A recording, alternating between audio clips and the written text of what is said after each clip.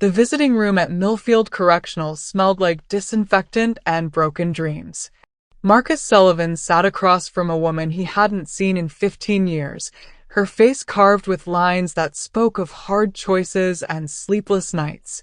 Sarah Mitchell had been his ex-wife's younger sister, the one who used to bring cookies to family barbecues and laugh at his terrible jokes. Now she looked like she'd aged 30 years. "She's in the hospital, Marcus." Sarah's voice cracked like old leather. "Emma, she overdosed 3 days ago." The words hit him harder than the shiv that had nearly killed him in year 7. Marcus gripped the metal table until his knuckles went white. Emma. His daughter. The little girl with pigtails who used to draw him pictures of dinosaurs and princesses. Is she? He couldn't finish the question. She's alive. Barely. The doctors say it was fentanyl. She's been in a coma since Tuesday. Sarah wiped her eyes with a tissue that had seen better use. Lisa didn't want me to tell you, but I thought you should know. Marcus stared at the scratched table surface. Lisa, his ex-wife, had made it clear after the trial that he was dead to their family. The last letter he'd received from Emma had been on her 8th birthday, a crayon drawing of a stick figure family that didn't include him. How old is she now? He asked. 23. She was in college, Marcus. Pre-med. She wanted to be a doctor. Sarah's voice broke completely. The police think someone laced her drink at a party. She wasn't.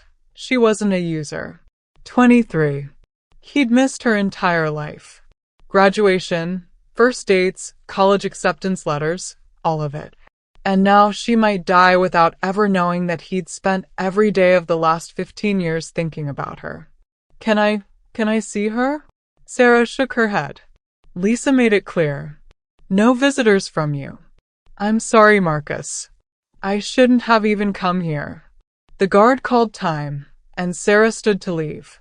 She turned back once, her hand on the doorframe. She kept your letters, she whispered. All of them. Even after Lisa told her to throw them away. That night, Marcus lay on his narrow bunk and stared at the ceiling. His cellmate, Tommy Rodriguez, snored like a freight train 2 feet away. But Marcus couldn't have slept if the place had been silent as a tomb. Emma was dying, and he was locked in a concrete box, powerless to help. But maybe he didn't have to be. The idea started small, like a crack in a dam. By morning, it had become a flood. Marcus had been inside long enough to know the rhythm of Millfield. He knew which guards could be bought, which ones were mean, and which ones just wanted to get through their shifts without trouble. He knew the weak points in the fence, the blind spots in the cameras, and the one place where the walls were thin enough that a determined man might be able to dig through them. The laundry. It took him 3 days to approach the right people. In prison, everything was about respect and reputation. Marcus had both. He'd never been a snitch, never backed down from a fight, and never let anyone push him around. More importantly, he'd saved the lives of 2 guards during the riot of 2018, which had earned him a grudging respect even from the staff. His first recruit was William "Old Bill" Anderson, 72 years old and serving his 43rd year for armed robbery. Bill had been in Millfield longer than some of the guards had been alive. He knew every pipe, every wire, and every structural weakness in the building. You're talking about suicide, son, Bill said when Marcus approached him in the yard. They were sitting on the bleachers, watching a half-hearted basketball game. Even if you could dig out, where would you go? Every cop in 3 states would be hunting you. My daughter's dying, Marcus said simply. Bill studied his face for a long moment. The one you got the pictures of? Marcus nodded. Over the years, he'd shown Bill the few photos Sarah had secretly sent him. Emma at her high school graduation, Emma starting college, Emma volunteering at a homeless shelter. Hell, Bill sighed. I always was a sucker for family trouble. What do you need? The second recruit was easier to find but harder to convince. Danny Chin was 28, serving 10 years for identity theft and computer fraud. He was small, quick, and could forge documents that would fool the FBI. He was also scared of his own shadow.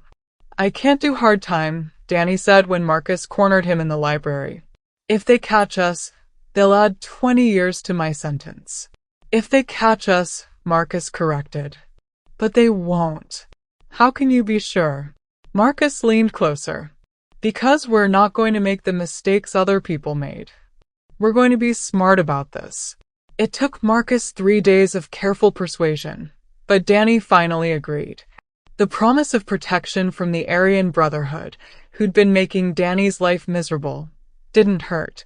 The third recruit was Mike Patterson, a former construction foreman doing 25 years for vehicular manslaughter.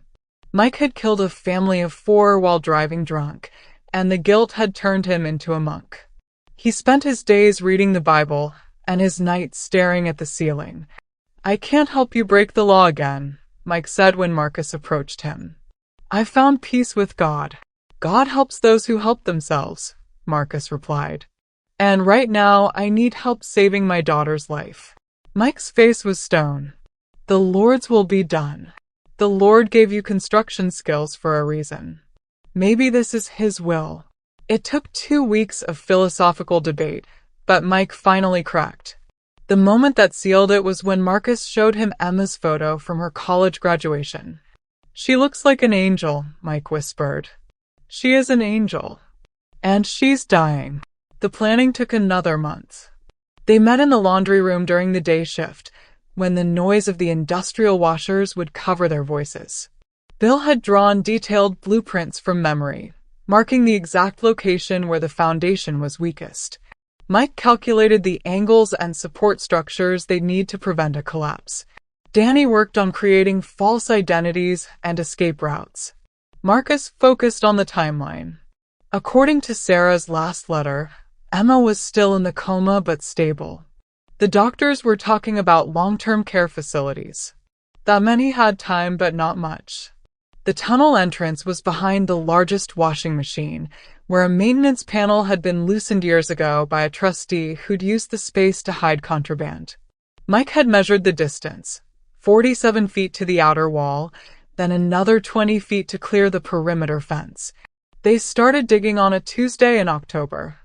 The work was backbreaking. They could only dig for 2 hours at a time, during the busy periods when the laundry was full of noise and activity. They used stolen spoons, broken pieces of metal, and tools Mike had fashioned from various prison implements. The dirt was packed hard as concrete, and every inch was a victory. Bill acted as lookout, his old eyes sharp as a hawk's. Danny handled the dirt disposal, smuggling it out in laundry bags and scattering it in the yard during exercise periods. Mike did the heavy digging, his construction experience invaluable in shoring up the tunnel walls with stolen lumber and metal strips. Marcus did whatever was needed. He was the leader, the one who kept morale up when progress seemed impossible. He told them stories about Emma, about the daughter he was trying to save. He painted pictures with words of her laugh, her stubborn streak, her dream of becoming a doctor. "She wanted to help people," he said one night as they worked by the light of a stolen flashlight. Even as a kid, she was always bandaging up her dolls, pretending to be a doctor. Said she wanted to fix everyone who was broken. "Sounds like her old man," Bill wheezed, hauling out another bucket of dirt. "No," Marcus said quietly. "She's nothing like me. She's good." The tunnel grew inch by painful inch. They hit a water pipe in week 3 and had to reroute around it. In week 5, a surprise inspection nearly exposed them when a guard noticed fresh dirt on Mike's shoes. Danny's quick thinking and a story about falling in the yard saved them. By November, they were halfway to the outer wall. Marcus had lost 20 pounds. His hands were permanently stained with dirt, and he'd developed a cough from breathing dust. But he kept digging. The letter came on a Tuesday. Sarah's words were clinical, like she was trying to protect herself from the pain. "Emma's condition has worsened. The doctors don't think she has much longer. Lisa wanted me to tell you to pray for her soul." Marcus read the letter 3 times before the words sank in. Then he crumpled it up and threw it against the cell wall. Bad news, Tommy asked from his bunk. The worst. That night, Marcus called an emergency meeting in the laundry room. His 3 partners could see the desperation in his eyes. "We need to speed this up," he said. "Emma's dying." "We're moving as fast as we can," Mike protested. "If we rush, we'll make mistakes. If we don't rush, she'll be dead before we get out." Bill put a weathered hand on Marcus's shoulder. "Son, sometimes you got to accept that some things are beyond your control." "No." Marcus's voice was steel. "I've accepted that for 15 years. I accepted that I couldn't be there for her birthdays, her graduations, her first heartbreak. I accepted that I was a failure as a father. But I won't accept that she's going to die while I'm sitting in a cage." They doubled their shifts. 4 hours a day instead of 2, taking greater risks with the guards and the other inmates. Danny started making mistakes, dropping dirt in the wrong places. Mike's hands began to bleed from the constant digging. Bill's arthritis flared up so badly he could barely hold a shovel. But they kept digging. The breakthrough came on a Friday in late November. Mike's makeshift pickaxe punched through the last layer of concrete, and cold air rushed into the tunnel. They'd reached the outer wall. "Sweet Jesus," Bill whispered. "We actually did it." The final 20 feet took another week. They had to dig deeper to go under the foundation of the outer wall, then angle upward to come out beyond the perimeter fence. It was the most dangerous part of the operation, with the highest risk of collapse. On the night of December 3rd, they were ready. The escape was planned for 2 a.m., during the shift change when the guards were distracted. They'd removed the grate covering the tunnel entrance and hidden their stolen civilian clothes at the exit point. Danny had forged ID cards for all of them, complete with photos taken with a smuggled camera phone. Marcus went first. The tunnel was barely wide enough for his shoulders, and he had to army crawl the entire 67 feet.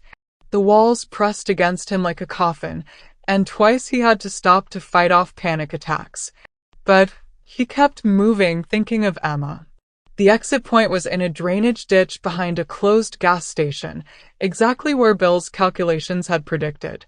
Marcus emerged into the cold December air like a man being born again. The stars overhead were brighter than he remembered. Danny came next, then Mike, then Bill. All 4 men stood in the ditch, breathing free air for the first time in years. "Well, I'll be damned," Bill said. "We actually pulled it off." They split up immediately as planned. Bill and Mike headed north in a stolen pickup truck, aiming for Canada. Danny disappeared into the urban sprawl of Detroit, where he had contacts in the identity theft community. Marcus took a different route. He had a single destination in mind: the hospital. St. Mary's Medical Center was 40 miles away, but Marcus stole a motorcycle from a parking lot and made the trip in less than an hour.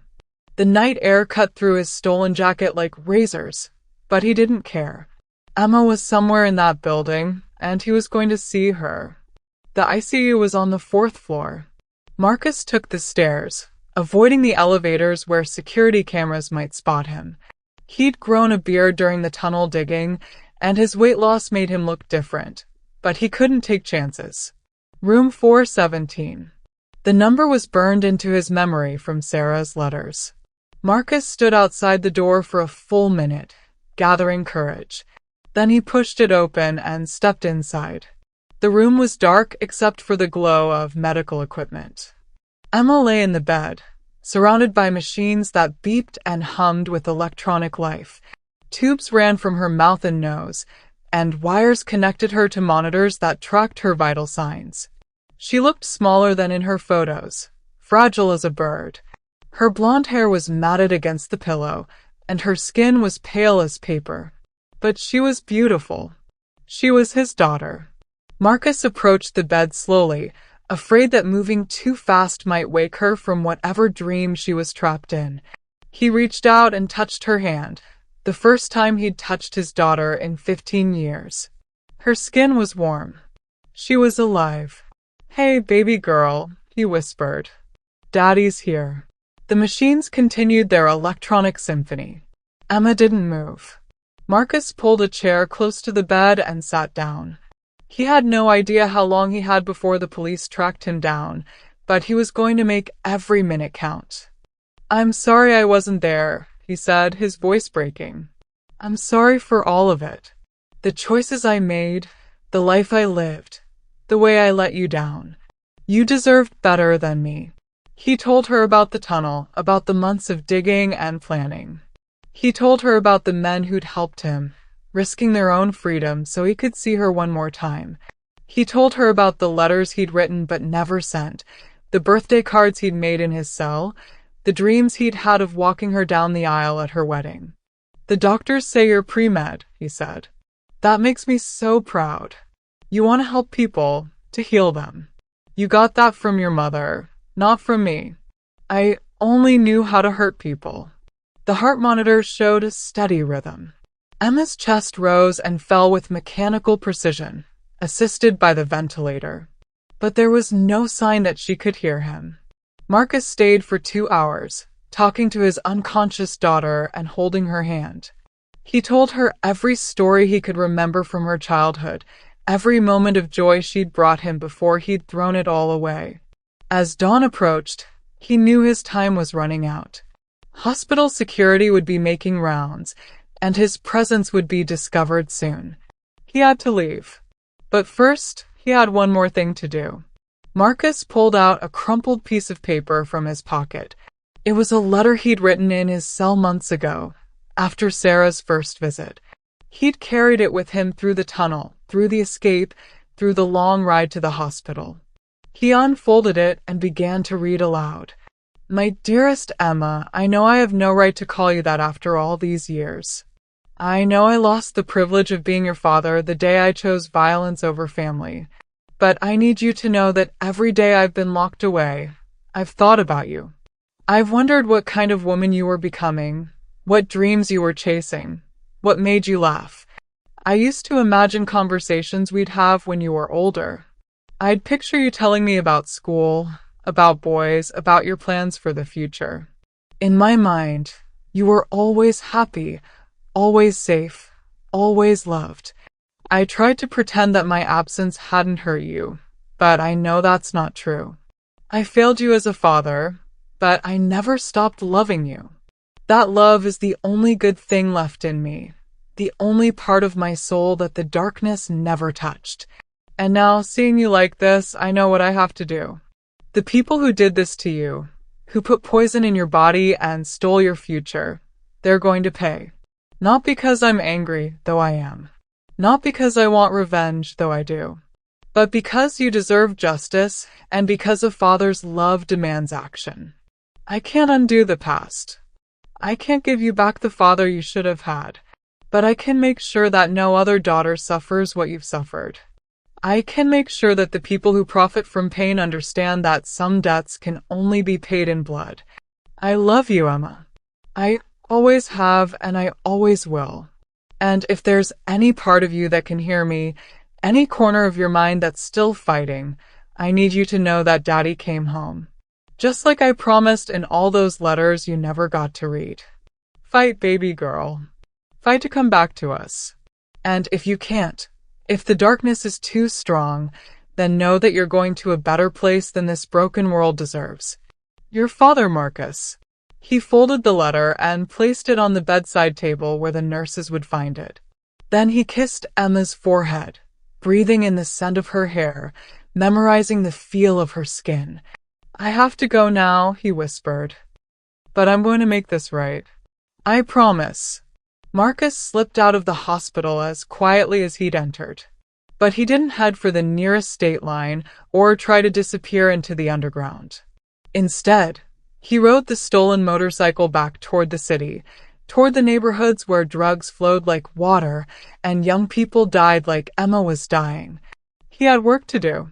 The first dealer was easy to find. Marcus had spent enough time on the streets before his arrest to know how the drug trade worked. He started with the small-time pushers, the corner boys who sold poison to college kids and suburban teenagers. His name was Kyle, a 20-year-old with gold teeth and a BMW he couldn't afford on legitimate income. Marcus found him outside a club downtown, selling pills to a group of kids who looked like they should have been studying for finals. "You, Kyle?" Marcus asked, approaching from the shadows. "Who's asking?" Kyle's hand moved toward his waistband, where Marcus could see the outline of a gun. "A father whose daughter is dying because of trash like you." The conversation was brief and violent. Kyle gave up his supplier's name after Marcus broke his wrist and explained what happened to Emma. The gun went into a storm drain, along with Kyle's stash of fentanyl-laced pills. "You tell everyone you meet," Marcus said as Kyle writhed on the ground, "that Emma Sullivan's father is coming for all of you." The supplier was harder to reach. Marcus had to work his way up the chain, applying pressure to street dealers until he found someone who knew where the real money was made. It took him 3 days and left a trail of broken bones and empty drug stashes across the city. The supplier's name was Richard Voss, and he operated out of a warehouse in the industrial district. He was in his 50s, a white man in an expensive suit who treated drug dealing like any other business. Marcus had seen his type before, criminals who insulated themselves with layers of protection and never got their hands dirty. Marcus watched the warehouse for 2 days, learning the patterns of guards and deliveries. He saw young people coming and going, buyers and sellers in the economy of despair that had nearly killed his daughter. On the 3rd night, he went in. The warehouse had 4 guards, all armed, all overconfident. Marcus had learned violence in prison, where every day was a test of survival. He moved through the building like a ghost, taking down the guards one by one with techniques he'd hoped never to use again. He found Voss in an office overlooking the warehouse floor, counting money and talking on a cell phone about a shipment coming in from Mexico. "Richard Voss," Marcus said, stepping into the office. Voss looked up from his desk, saw a man in stolen clothes with dirt under his fingernails and death in his eyes. "Who the hell are you?" "Security." "Security's taking a nap. We need to talk." Marcus closed the door behind him and sat down across from Voss's desk. On the walls were photos of Voss with politicians, business leaders, even a few police chiefs. The drug trade had made him wealthy and connected. "My name is Marcus Sullivan," Marcus said. 3 weeks ago, one of your products put my daughter in a coma. She's 23 years old, and she's going to die because someone laced her drink with your fentanyl." Voss's face went pale. "I don't know what you're talking about. I'm a legitimate businessman." "No, you're not. You're a predator who makes money off other people's children. But that's about to change." Marcus reached into his jacket and pulled out a small recording device he'd stolen from an electronics store. He placed it on the desk between them. "Here's what's going to happen. You're going to tell me everything. Who supplies you? Who distributes for you? Who protects you? Every name, every location, every dirty cop and corrupt official who takes your money. You're going to give me the entire network. And if I don't?" Marcus smiled, and it was the most frightening thing Voss had ever seen. "Then I'll kill you. Not quickly, not cleanly. I'll make it last for days. And then I'll move on to your family. Your wife, your kids, everyone you care about. I'll dismantle your entire life piece by piece until there's nothing left but blood and ashes." Voss looked into Marcus's eyes and saw 15 years of prison rage, a father's fury, and the calm certainty of a man with nothing left to lose. He started talking. The recording session lasted 3 hours. Voss gave up everything: suppliers in Mexico, distributors across 3 states, corrupt officials who took bribes, legitimate businesses that laundered money. Marcus made him repeat details, checking for inconsistencies, building a complete picture of the network that had nearly killed Emma. When it was over, Marcus pocketed the recording device and stood up. "What happens now?" Voss asked. "Now you retire. Permanently." Marcus didn't kill him. Instead, he tied Voss to his chair and called the FBI from the man's own phone. He left the recording device playing on repeat, along with detailed notes about the warehouse's contents and the location of Voss's other operations. Then he disappeared into the night, leaving behind enough evidence to destroy a drug empire. But Marcus wasn't finished. Voss was just one piece of a larger puzzle, and Marcus had names now. He had addresses, phone numbers, and bank accounts. He had the entire network mapped out like a battle plan.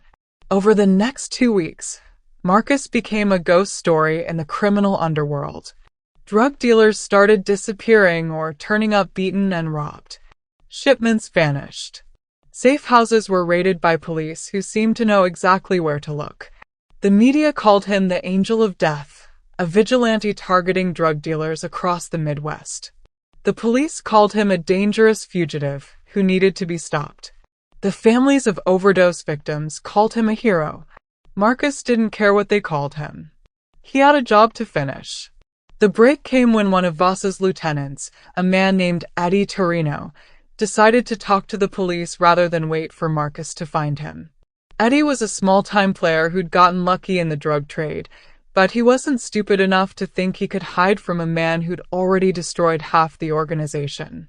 Marcus learned about Eddie's cooperation from a police scanner he'd stolen. He also learned something else. Emma had died. The news hit him like a physical blow. Marcus was sitting in a stolen car outside a drug house in Cleveland when the report came over the radio. Emma Sullivan, 23, had passed away at St. Mary's Medical Center after complications from a drug overdose. Services were pending. Marcus turned off the radio and sat in silence for a long time. She was gone. His little girl, his angel, the only good thing he'd ever helped create in this world, was gone. He thought about giving up then. Thought about driving to the nearest police station and turning himself in. Emma was dead, and all his rage and violence couldn't bring her back. But then he remembered her face in that hospital bed, remembered the machines that had breathed for her, remembered the letter he'd read to her unconscious form. He'd made her a promise that night. He'd sworn to make it right. A promise to a dead daughter was still a promise. Eddie Torino was in protective custody, but Marcus had been breaking into secure places for weeks now. He found Eddie in a safe house outside Detroit, guarded by 2 federal marshals who never saw him coming. "You're the one," Eddie said when Marcus appeared in his bedroom like a nightmare. "The crazy bastard who's been tearing up the network." "I'm Emma Sullivan's father," Marcus corrected. "And you're going to help me finish this." Eddie gave him the last pieces of the puzzle. The names of the Mexican suppliers, the corrupt DEA agents who looked the other way, the politicians who protected the trade in exchange for campaign contributions. Most importantly, he gave Marcus the location of the main distribution center, a converted factory in Gary, Indiana, where enough fentanyl was processed to kill thousands of people. "You can't take them all down," Eddie said. "There's too many of them, and they've got too much protection. Watch me." The final assault took place on a Friday night in January. Marcus had spent 2 weeks preparing, gathering explosives, weapons, and intelligence. He'd also prepared a final package for the FBI, recordings, documents, and testimony that would expose the entire network from top to bottom. The factory was heavily guarded, but Marcus had advantages his enemies didn't expect. He'd learned patience in prison, planning in the tunnel, and violence in the war he'd been fighting for weeks. He moved through the building like an avenging angel, taking down guards and destroying drug labs with methodical efficiency. The explosion could be seen for miles. When the FBI arrived, they found a burning factory, $50 million worth of destroyed drugs, and enough evidence to indict half the drug dealers in the Midwest. They also found Marcus Sullivan, sitting in the parking lot with his hands behind his head, waiting to be arrested. "I'm done," he told the agents. "I kept my promise." The trial was a media sensation. Marcus's lawyer argued that he was a grieving father driven to extreme measures by a corrupt system that had failed to protect his daughter. The prosecution painted him as a dangerous criminal who'd escaped from prison and embarked on a vigilante killing spree. The jury deliberated for 3 days before reaching a verdict, guilty on all counts. But something had changed in the months between Marcus's escape and his trial. The evidence he'd gathered had led to the largest drug bust in state history. Dozens of dealers had been arrested, tons of drugs had been seized, and a network that had operated with impunity for years had been completely dismantled. More importantly, overdose deaths in the region had dropped by 60%. At his sentencing, Marcus was allowed to make a statement.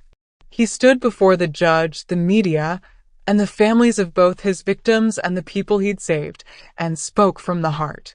"I'm not asking for forgiveness," he said. "I'm not asking for mercy. I'm a criminal and I've done terrible things. But I'm also a father, and when my daughter was dying, I did what any father would do. I tried to save her.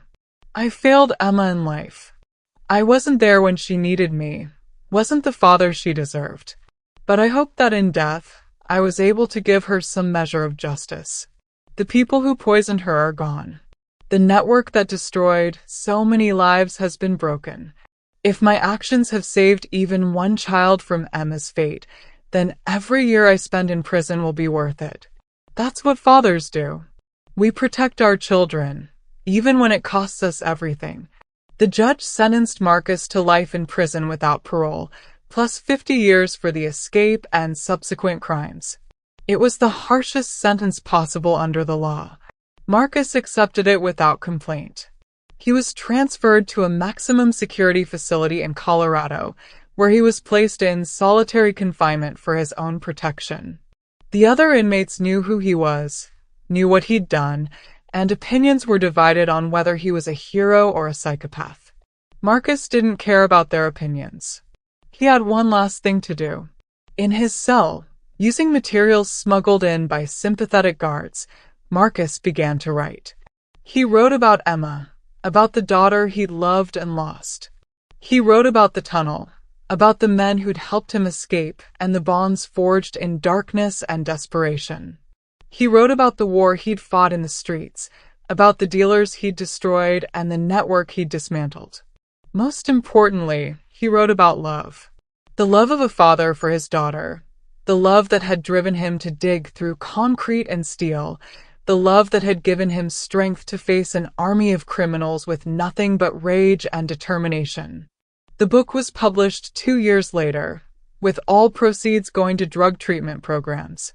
It became a bestseller, sparking debates about justice, revenge, and the lengths a parent will go to protect their child. Marcus never saw the outside of his cell again. He died in prison 15 years later, still writing, still remembering, still loving the daughter he'd failed to save but had died trying to avenge. On his desk when they found him was a single photograph. Emma at her college graduation, smiling at the camera with all the brightness and hope that had been stolen from the world. Next to the photo was a letter, written in Marcus's careful handwriting. "My dearest Emma, I told you once that Daddy would come home. I kept that promise, even if it was too late. I hope that wherever you are now, you know that you were loved. You were always loved. And the world is a little bit safer because you were in it, even for such a short time. Wait for me, baby girl. Daddy will be home soon. Love always, your father." The letter was never sent, but it didn't need to be. Some messages travel on love alone, crossing whatever boundaries separate the living from the dead, carrying the hopes and dreams and regrets of those left behind. Marcus Sullivan had been many things in his life: a criminal, a killer, a prisoner, a father. In the end, he was remembered as a man who loved his daughter enough to dig through the earth itself to try to save her, and when that failed, loved her enough to tear down the world that had taken her away. The tunnel he dug had been filled with concrete years ago, but the path he'd carved through darkness and desperation remained. Other fathers, other parents, other people who'd lost children to the poison that flowed through society's veins, followed that path. They organized, they fought, they demanded change. They remembered Emma Sullivan, and they remembered the man who'd loved her enough to move mountains. The war against the darkness continued, fought not with shovels and stolen motorcycles, but with laws and treatment programs and the slow, steady work of building a world where children like Emma could grow up safe and loved. It was the kind of world Marcus had dreamed of during those long nights in his cell, the kind of world Emma had wanted to help create as a doctor. It was a world worth digging for, worth fighting for, worth dying for. It was a world built on love, one tunnel at a time. Epilogue. 5 years later. The courtroom was packed on the morning of the Marcus Sullivan Foundation's first major legislative victory. Sarah Mitchell, now 52 and bearing the title of executive director, stood at the podium addressing a crowd of families, politicians, and reporters. Behind her hung a large photograph of Emma Sullivan at her college graduation, her smile radiant with hope and possibility. 5 years ago, Sarah began, her voice steady despite the weight of memory. My niece Emma died from a fentanyl overdose. She was 23 years old, pre-med, with dreams of becoming a doctor and helping others. Her death seemed senseless, random. Just another tragedy in an epidemic that was consuming our children. The audience was silent, hanging on every word. But Emma's father, Marcus Sullivan, refused to accept that her death was meaningless. What he did was wrong. I won't stand here and glorify violence or vigilante justice. But what he exposed, what he brought to light, has saved countless lives. The Marcus Sullivan Foundation has been built on that foundation of love and sacrifice. Sarah's voice grew stronger as she continued. Today, we celebrate the passage of the Emma Sullivan Act, which mandates drug testing strips at all colleges and universities, provides funding for addiction treatment programs, and establishes harsh penalties for dealers who sell fentanyl-laced drugs. This law will save lives. This law will prevent other families from experiencing the devastation that tore ours apart. In the audience, Lisa Sullivan sat with her new husband, David Chen, a gentleman who had helped her heal from the trauma of losing Emma and the complicated grief of Marcus's actions. She had initially opposed the foundation, unable to separate her ex-husband's love from his violence. But time had softened her anger, and she had come to understand that honoring Emma's memory meant something more than just mourning her loss. Emma would have been a doctor, Lisa said during her turn at the podium. She would have spent her life healing people, bringing hope to the hopeless. The foundation carries on that mission. Every life we save, every family we keep whole, every young person we help find treatment instead of destruction, that's Emma's legacy continuing. The Emma Sullivan Act passed by a margin of 3 votes, the culmination of 5 years of lobbying, organizing, and political maneuvering. It was named not for Marcus, the escaped convict and vigilante, but for Emma, the victim whose death had sparked a movement. 3 years earlier, the maximum security facility in Colorado was a fortress of concrete and steel, designed to hold the most dangerous criminals in the country. Marcus Sullivan, prisoner number 47821, had been there for 3 years, spending 23 hours a day in a cell barely larger than a bathroom. But even in solitary confinement, Marcus had found ways to make his voice heard. His first book, Digging for Emma, had become a bestseller, sparking national conversations about drug policy, criminal justice, and the lengths parents would go to protect their children. The book was raw, honest, and unflinching in its portrayal of both Marcus's crimes and his motivations. Critics called it a dangerous glorification of vigilante justice. Supporters called it a father's love letter to his daughter and a wake-up call to America. The truth, as always, lay somewhere in between. Marcus didn't care about the reviews or the sales figures. He wrote because it was the only way he could still fight for Emma, the only way he could turn his pain into something that might help other families avoid his tragedy. His second book, Letters to Emma, was a collection of all the letters he had written to his daughter over the 15 years of his original incarceration, letters she had never received because Lisa had returned them unopened. The book was quieter than his first, more introspective, showing the evolution of a father's love across years of separation and regret. But it was his third book that would prove most influential. The Network was a detailed exposé of the drug trade he had investigated and dismantled, written with the precision of a journalist and the insight of someone who had seen the beast from the inside. The book named names, revealed connections, and provided a roadmap for law enforcement agencies looking to combat the opioid crisis. The book's publication coincided with the largest coordinated drug bust in U.S. history, as federal agents used Marcus's intelligence to roll up networks across 12 states. The bust yielded over 200 arrests, including 3 sitting politicians and a federal judge who had been taking bribes from drug dealers.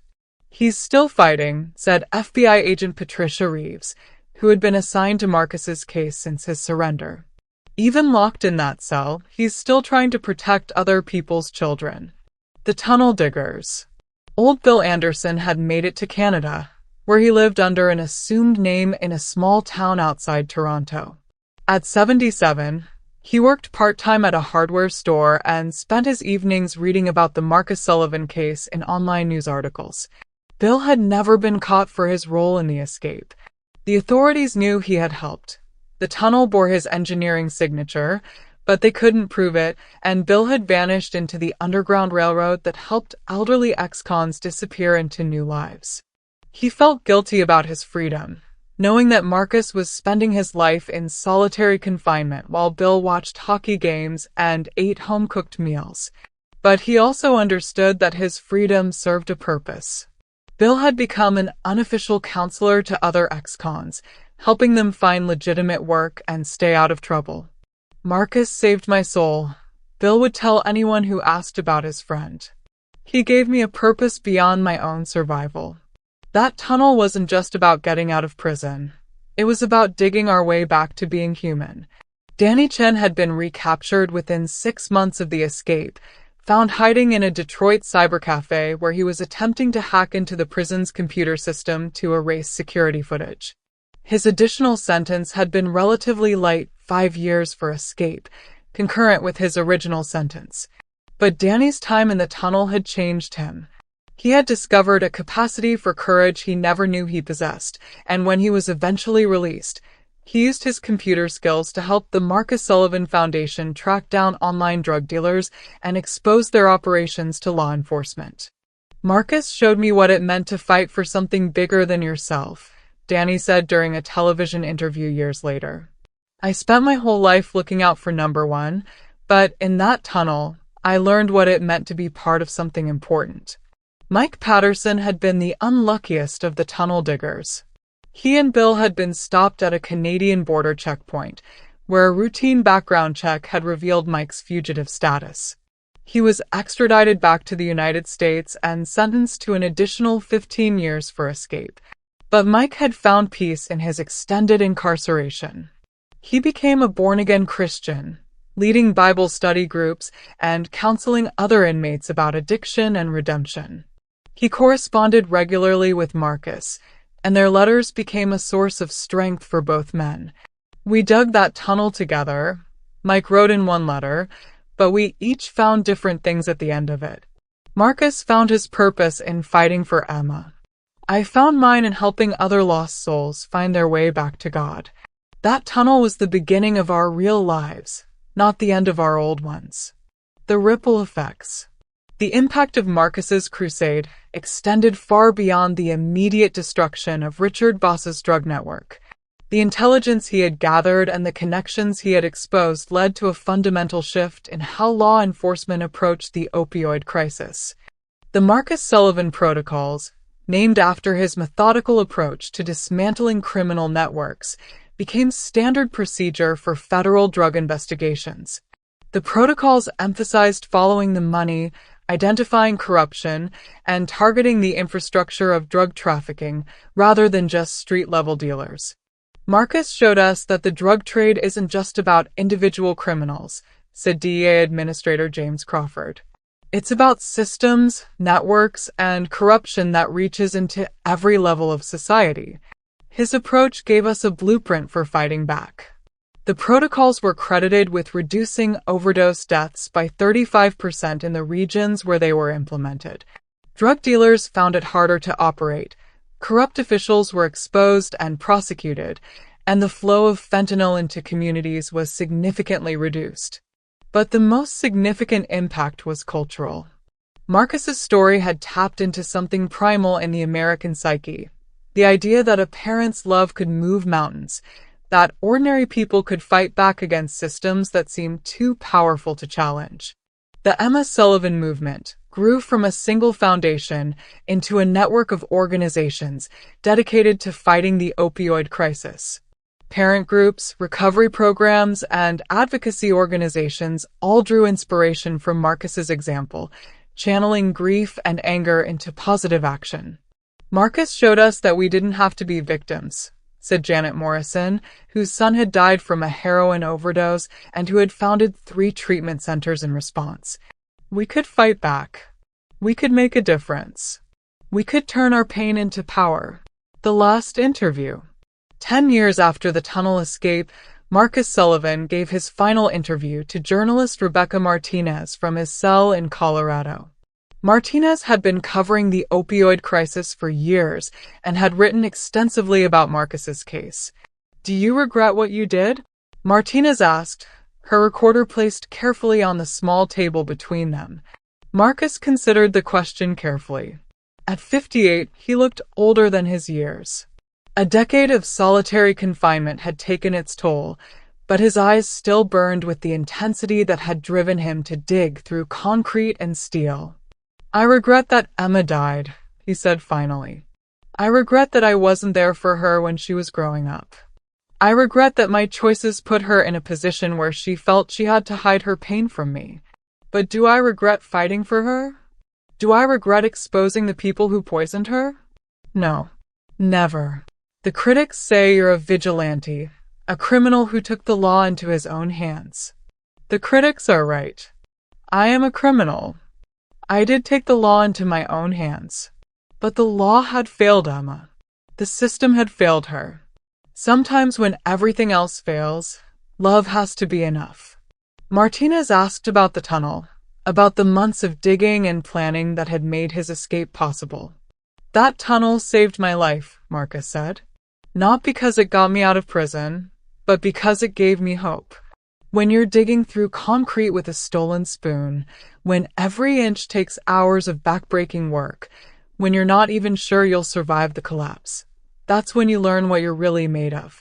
What sustained you during those months?" Emma's face. Her laugh. The memory of pushing her on a swing when she was 5 years old, the sound of her voice calling me daddy. I held on to those memories like they were oxygen. They kept me alive when everything else wanted to kill me. The interview lasted 3 hours, covering everything from Marcus's childhood to his current writing projects. But it was his final words that would be remembered. "I'm not a hero. Heroes don't have to choose between their conscience and the law. Heroes don't have to dig tunnels to save their children. Heroes don't have to become monsters to fight monsters. I'm just a father who loved his daughter and refused to let her death be meaningless. If that makes me a criminal, so be it. But Emma's life mattered, and I made sure the world knew it." The Foundation's work. The Marcus Sullivan Foundation had grown from Sarah Mitchell's kitchen table operation into a national organization with chapters in 47 states. The Foundation's work fell into 3 main categories: prevention, treatment, and justice. Prevention programs focused on education and harm reduction. The Foundation provided free drug testing strips to colleges and universities, funded research into addiction prevention, and lobbied for legislation requiring pharmaceutical companies to develop abuse-resistant formulations of opioid medications. Treatment programs were the Foundation's largest initiative. Using money from Marcus's book sales and donations from families affected by the opioid crisis, the Foundation had established 17 treatment centers across the country. These centers provided free or low-cost treatment to anyone seeking help, regardless of their ability to pay. The justice programs were the most controversial. The foundation hired private investigators to track down drug dealers, provided intelligence to law enforcement agencies, and offered rewards for information, leading to the arrest and conviction of high-level traffickers. Critics called it bounty hunting and worried about vigilante justice, but supporters pointed to the hundreds of arrests and convictions that resulted from the foundation's work. "We're not trying to replace law enforcement," said Sarah Mitchell during a congressional hearing on the foundation's activities. "We're trying to supplement it. We're providing resources and information that can help police do their jobs more effectively. And we're doing it legally within the system, using the tools available to any citizen." The foundation's most ambitious project was the Emma Sullivan Memorial Hospital, a facility dedicated to treating overdose victims and providing long-term care for those suffering from addiction-related injuries. The hospital was built on land donated by the city of Detroit, not far from where Marcus had conducted his vigilante campaign. The hospital's mission statement, written by Marcus from his prison cell, read, "Emma Sullivan dreamed of becoming a doctor, of healing the sick and helping the suffering." This hospital carries on that dream, providing care to those who need it most, regardless of their circumstances or their past. Every life saved here is a victory over the darkness that took Emma from us. The final chapter. Marcus Sullivan died on a Tuesday in March, 15 years after his tunnel escape.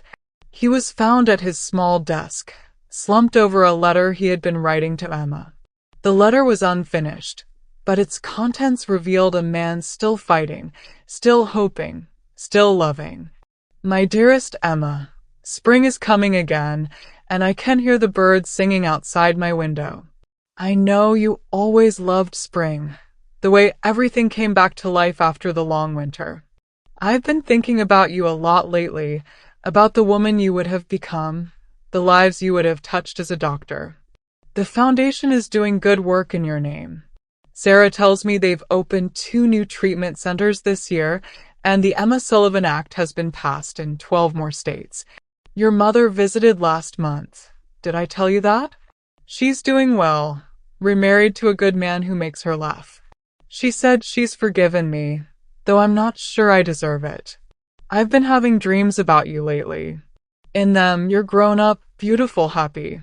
Sometimes you're in a white coat, treating patients, making them better. Sometimes you're just walking in a garden, surrounded by flowers and sunlight. You always look peaceful in these dreams, like you found something I've been searching for my whole life. I think about the tunnel sometimes, about those months when I thought I was digging my way to you. I realize now that I wasn't digging through concrete and steel. I was digging through my own darkness, my own failures, my own." The letter ended there, Marcus's pen trailing off the page as his heart gave out. He was 63 years old, and he had spent the last 15 years of his life fighting for a daughter who could never benefit from his sacrifice. The funeral was held at the Emma Sullivan Memorial Hospital, in the chapel Marcus had helped design through his correspondence with the architects. The service was attended by hundreds of people whose lives had been touched by his story. Families of overdose victims, recovering addicts, law enforcement officers, politicians, and ordinary citizens who had been inspired by his example. Sarah Mitchell delivered the eulogy, speaking about a man who had been both a criminal and a father, a destroyer and a creator, a source of controversy and a force for good. Marcus Sullivan was not a perfect man, she said. He made terrible choices, committed violent acts, and caused pain to many people. But he was also a father who loved his daughter so much that he moved heaven and earth to try to save her. When he failed to save her, he dedicated his life to saving others. The tunnel Marcus dug was more than just an escape route. It was a metaphor for the journey from darkness to light, from despair to hope, from death to life. Every person who has been helped by the foundation, every life saved by the programs he inspired, every family kept whole by the laws passed in Emma's name. They are all part of that tunnel, part of the path from tragedy to triumph. The service concluded with the reading of Marcus's final letter to Emma, found among his papers and apparently written years earlier. My beautiful daughter, if you're reading this, it means I'm gone, and I hope I'm with you wherever you are. I want you to know that every day I spent in that cell was worth it, because every day was a day I spent fighting for you. I know I failed you in life. I know I wasn't the father you deserved, and I know my absence hurt you in ways I can't begin to understand. But I hope that in death, I can be the father you needed me to be. I hope that the work done in your name, the lives saved in your memory, the love shared in your honor, I hope all of that makes up for the love I couldn't give you when you were alive. You were the best part of me, Emma. You were proof that something good could come from someone like me, that love could triumph over darkness, that hope could survive even in the deepest despair. The tunnel I dug was just the beginning. The real work was done in your name, by people who never knew you but who were inspired by your story. Wait for me, baby girl. I'm coming home. The legacy. 5 years after Marcus Sullivan's death, the impact of his story continued to reverberate through American society. The Marcus Sullivan Foundation had become one of the largest anti-drug organizations in the country, with an annual budget of over $50 million and programs in all 50 states. The Emma Sullivan Act had been passed by Congress and signed into law, creating a national framework for combating the opioid crisis. The law included provisions for drug testing, treatment funding, enhanced penalties for dealers, and support for families affected by addiction. Most importantly, the cultural shift that Marcus's story had sparked continued to grow. The idea that ordinary people could fight back against seemingly insurmountable problems, that love could triumph over despair, that a single person's sacrifice could change the world, these ideas had taken root in the American consciousness. Schools taught about the Sullivan case in civics classes, using it as an example of how individual actions could lead to social change. The story was complicated, messy, morally ambiguous, but it was also undeniably powerful, showing how love could motivate people to extraordinary acts of courage and sacrifice. The tunnel at Millfield Correctional had been filled with concrete years earlier, but its metaphorical power remained. Digging tunnels became a phrase associated with persistence in the face of impossible odds, with the idea that love could literally move mountains. Emma Sullivan had died at 23, her dreams of becoming a doctor cut short by a cruel twist of fate. But her legacy lived on in every life saved by the foundation bearing her name, every family kept whole by the laws passed in her honor, every person inspired by her father's example to fight for what they believed in. Marcus Sullivan had been many things: a criminal, a father, a prisoner, a writer, a vigilante, a hero, a villain. But in the end, he was remembered as a man who had refused to let his daughter's death be meaningless, who had turned his grief into a weapon against the forces that had destroyed his family. The tunnel he had dug was 6 feet wide, 4 feet high, and 67 feet long.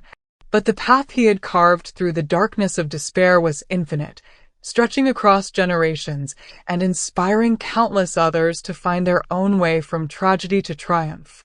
It was a path built on love, one tunnel at a time, and for those who followed it, the destination was always the same: a world where children like Emma Sullivan could grow up safe, loved, and free from the poisons that had claimed her life. The digging continued, carried on by new hands and new hearts, all united by the same simple truth that had driven a desperate father to dig through concrete and steel with nothing but a stolen spoon and a father's love. Some battles are worth fighting, no matter the cost. Some loves are worth dying for. And sometimes, the only way out of the darkness is to dig. The tunnel was complete. The work was eternal.